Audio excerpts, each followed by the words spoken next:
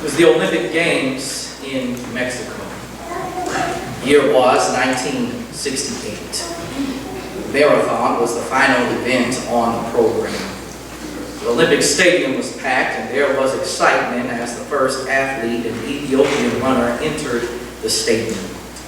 After the marathon was complete, the crowd erupted as the Ethiopian runner crossed the finish line. Way back in the field was another runner by the name of John of Tanzania. He had been eclipsed by the other runners, and after 30 kilometers, his head was throbbing. His muscles were aching, and he even fell to the ground. He had suffered serious leg injuries, so serious that the officials wanted him to stop, but John refused. With his knee bandaged, he picked himself up and hobbled the remaining 12 kilometers to the finish line. An hour after the winner had finished, John entered the stadium, and nearly the whole crowd had already left. Entering the stadium, John moved around the track at a painfully slow pace until he finally collapsed on the finish line.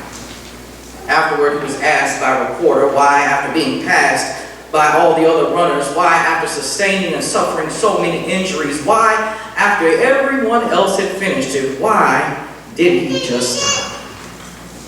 He said, "My country did not send me to start the race. They sent me to finish." Beloved, what we see here in the text today, this unlikely motley band of displaced Israelites, like this Tanzanian runner, doing something that most never do or have trouble doing, and that is, they finished what they started. What presents itself as a historical record in chapter 3 of Nehemiah of who did what and who did it where, it also proclaims to us what is required for total restoration. And beloved, finishing what we start is perhaps one of the hardest things we will ever have to do. Because oftentimes we start out inspired, we start out on fire, we start out and everybody is excited, energized, and enthused, only for that energy to dissipate after some time passes or some hiccups happen. So what do we do when we start to lose interest? What do we do when we start to lose energy and grow weary? What do we do when it gets tough and it's no longer fun or exciting? What do we do when it seemed like a good idea at first, but it now no longer seems relevant? What do we do when it feels overwhelming and simply impossible? Beloved, there is indeed reward in finishing what we start. It may not be easy. It may take a lot of discipline and focus. It probably will take a lot of hard work and dedication. But if God gives us the vision like he did for Nehemiah, we must set out to work at it until it is completed. There are some ways here in this text, there are some keys for us to employ to achieve the vision of God's full restoration of our witness. So the question that we must answer today is, what exactly are God's requirements for restoration? All right. Well, if the text be the truth, and if there be a witness in the word, and I believe it so, I submit to us today that the first requirement for restoration is the renewal of prioritized worship. You remember here at the beginning of chapter 3, the rebuilding of the wall began with Eliashib, the high priest, and his fellow priests rebuilding the sheep gate. You remember that them starting the restoration of the wall in this way with the rebuilding of the sheep gate showed that they prioritized corporate worship, but because it was through the sheep gate where the sacrifices that were necessary for worship were brought into the temple. Now, just as Nehemiah surveyed the land in a circular fashion on the night ride in chapter 2, the recording of the restoration of the wall has been recorded in a circular fashion, and the work ends here at the eastern part of the wall in verses 15 to 32. Look at who begins rebuilding the wall. Look at who completes rebuilding the wall here at the end of chapter 3. Both are the priests. Priests both began and completed the rebuilding of the wall, which you will remember was really about restoring their witness. See, they worked their way from the sheep gate at the temple, the house of the Lord, all the way to the gates and walls of their own houses. We can see here in the text that the priests certainly cared about their own homes and families, as each priest completed repairs directly outside of his own home. But realize here that their work didn't begin at their own home. Their work began at the house of the Lord and finished at their home. See, what started at the Lord's house finished up at their own house. And in rebuilding the wall to restore their witness, the priests and the people had to renew the priority of their worship, because the entire project hinged upon this reality. We can read in the text that restoration began and ended with the priests, who were the mediators of the people's worship. And could it be perhaps that the reason why many of us can't get the victory, the reason why many of us can't experience complete restoration, the reason why many of us can't get to the next level is because we have not renewed our worship as a priority in our lives? Could it be perhaps that some of us have to deal with the same stuff over and over and over again because we won't put in first place the one who loved us first? Jesus said, seek first the kingdom of heaven, his righteousness, and then all these other things will be added unto you. Some of us are still seeking other things first. Seeking personal relaxation first. I'm too tired. Seeking busy schedules first. I have this and that to do. Seeking social clubs first. I have this sorority and fraternity meeting to go to. Putting sports first. I have a golf tee time or a game to watch. Putting school first. I have to study. Putting work first. I have to pay the bills. Putting looks first. I don't have the right clothes to wear to the house of the Lord. That's okay. You don't have to say amen. I said amen when I was right. Amen. I know life is busy. I know life is demanding. But when will worship, when will God become a priority? Because the reality is, church family, life will never slow down. Activities will never stop. There will always be something else to do. You'll never feel like it. I didn't feel like getting up this morning myself. You won't ever be ready. The right time never comes, but worship must be prioritized. Be clear here, I'm not just talking about Sunday morning worship, although coming to church on a regular basis is important. Amen. Scripture tells us we ought not forsake the assembling of ourselves together. Amen. We ought never ever be guilty of being more faithful to our jobs, who in a moment can and will replace us without batting an eye. That we are faithful to our God, who didn't even bat his eye with the prospect of sacrificing his son on Calvary. Amen. What exactly is worship, brothers and sisters?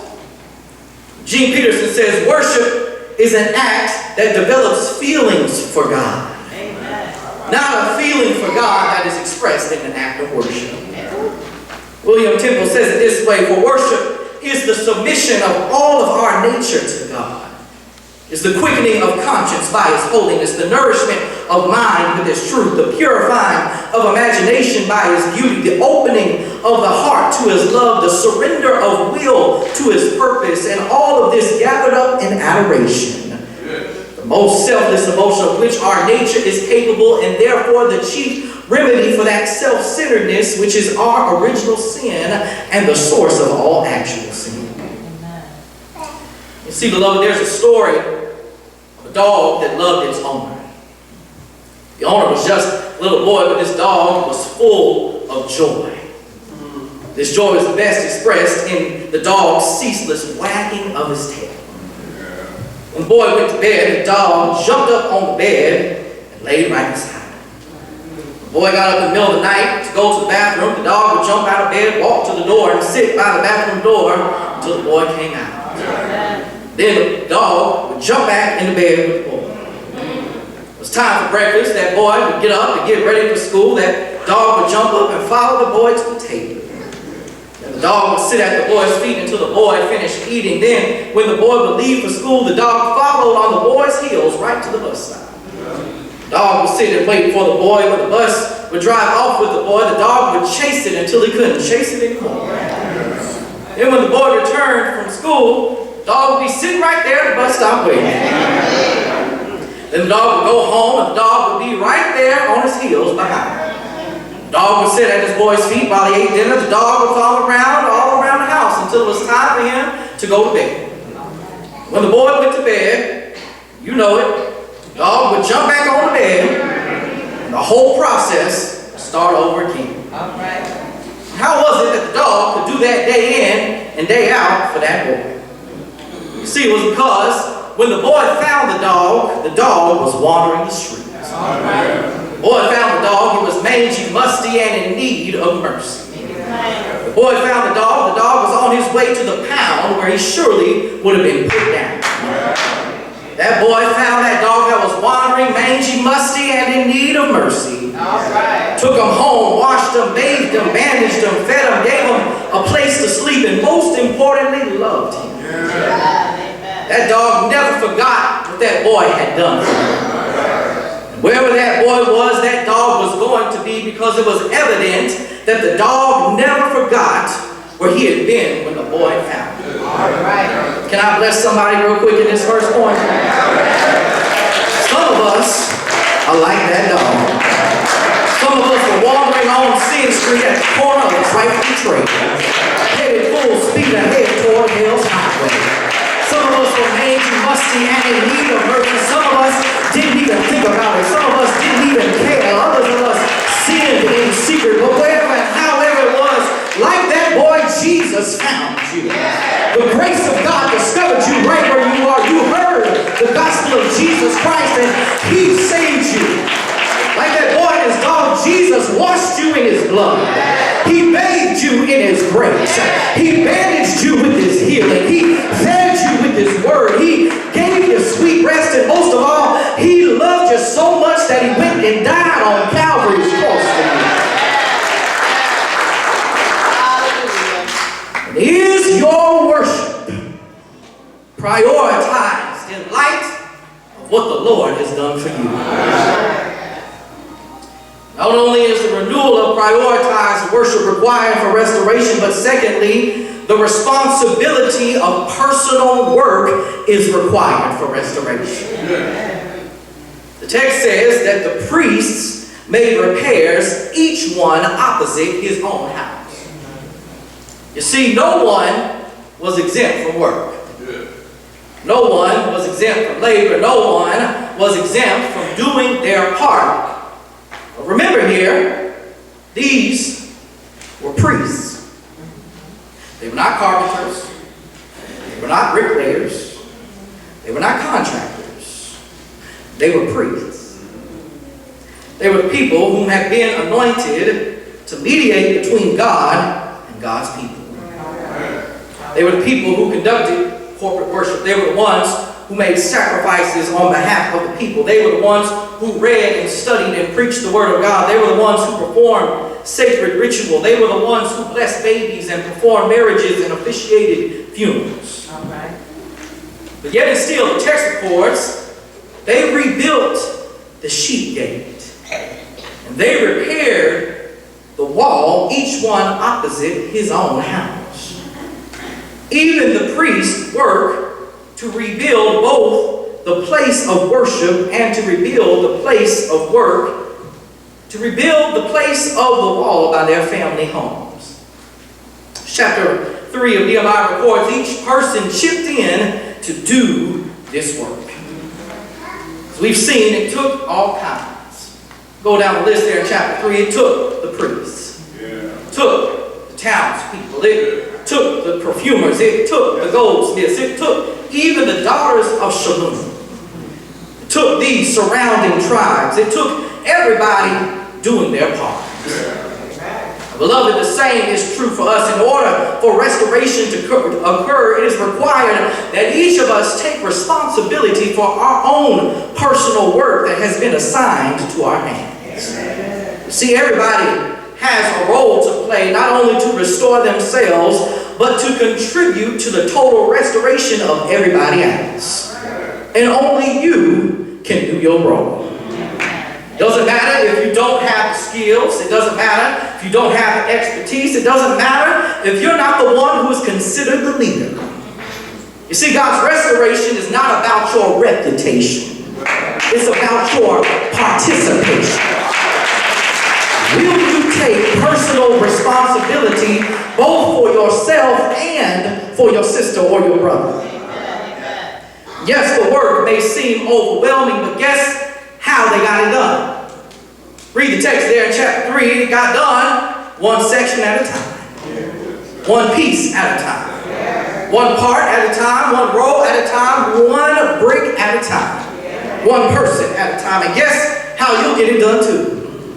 You'll get it done one moment at a time. One page at a time. One task at a time. One phone call at a time. One job at a time. One thing at a time. One day at a time.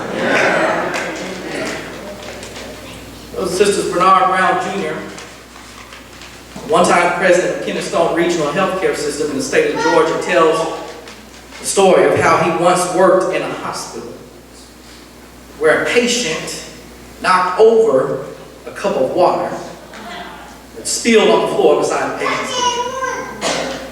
The patient was afraid that he might slip on the water if he got up out of bed, so he asked the nurse's aide to mop it up.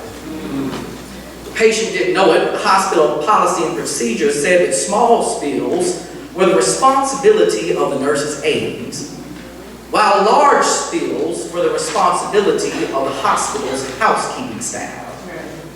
The nurse's aide decided the spill was a large one, so she called the housekeeping department. A housekeeper arrived and declared the spill a small one and to be the nurse's aide's responsibility. An argument ensued. It's not my responsibility because it's a large puddle, said the nurse's aide. Well, it ain't mine, the housekeeper said. The exasperated patient listened for a while, and when he had had enough, he took that pitcher of water from the nice table and spilled the whole thing on the floor. The patient said, "Is that a big enough spill for y'all to fight over now?"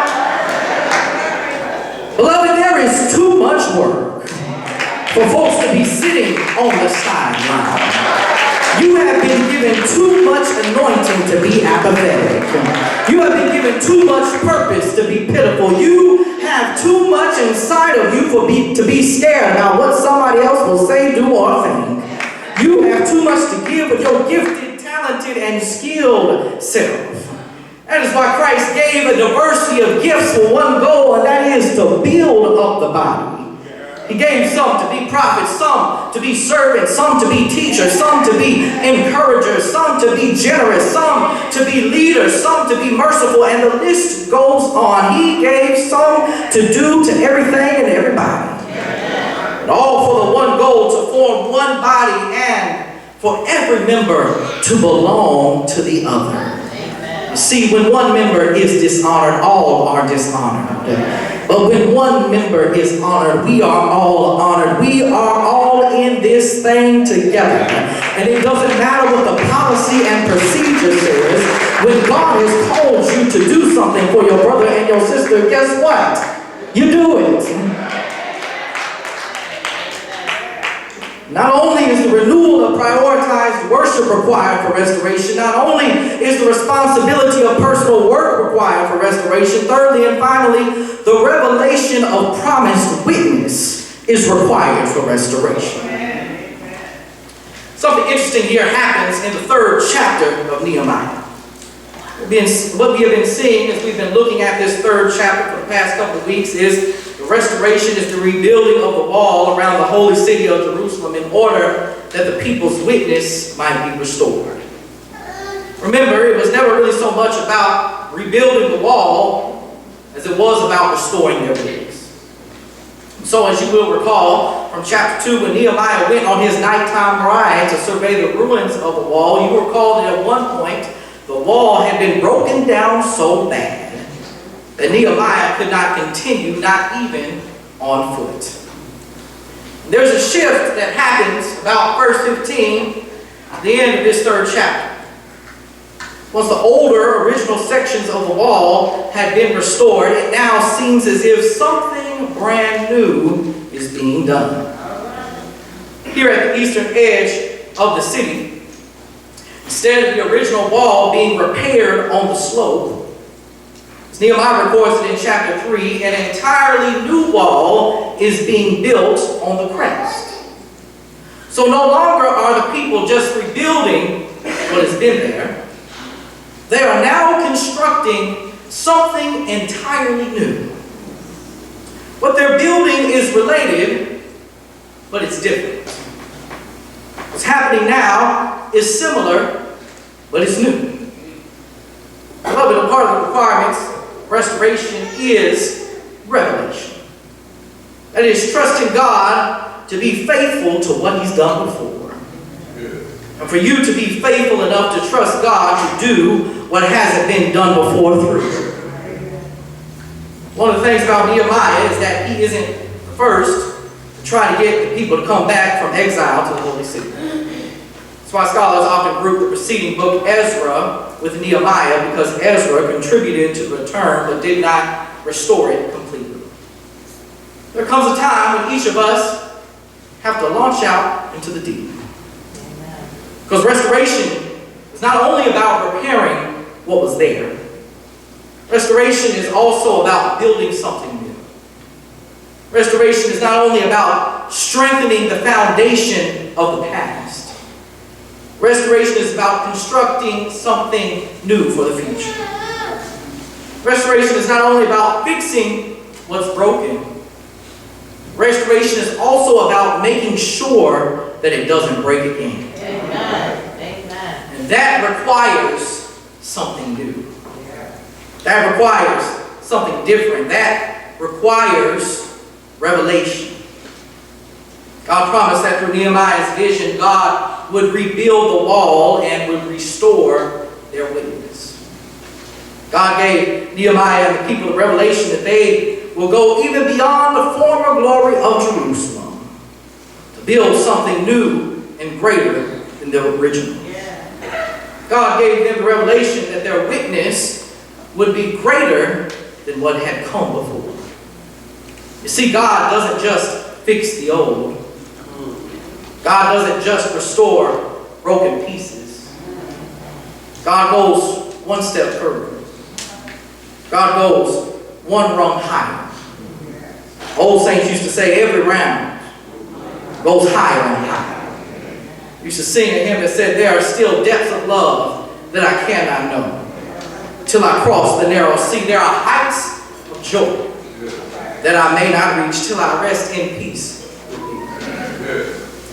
Church family, the African impala is the most fascinating creature that our God has created. It's an animal of exceptional ability. In the wild, the impala, with its average height of 3 feet, can jump triple its height up to 10 feet. This animal, this African impala that is about 4 feet long, can clear 7 times its length at a distance of over 30 feet. But yet this same animal, if you enclose it within a 3-foot wall, the impala will remain contained there and will not live up to its exceptional ability, despite its ability and potential to jump over 10 feet and to clear distances greater than 30 feet, all because of a 3-foot wall. The impala will not do this because the impala will not go where it cannot see. The impala will not jump if the impala cannot see where its feet will fall. Beloved, you are like this impala. All right. You are exceptionally gifted. Amen. You are wonderfully anointed. Amen. You are amazingly purposed by God. Yes. You have the ability to go higher than you expected. You have the ability to go farther than you dreamed. You have the ability to do more than what's been done. But like that impala, you can't allow the walls of what's been done before to close your creativity. You can't allow those walls of what's been done before to close your power in. You can't allow the walls of what's been done before to close your purpose in. Just because the walls have been there doesn't mean that they always have to be there. There's still more for you to do. There's still more for you to experience. There's still more for you to restore. And I've come to tell somebody that if you have the vision, you can build it. If you have the audacity, God can repair it. That if you have the faith, God has the power.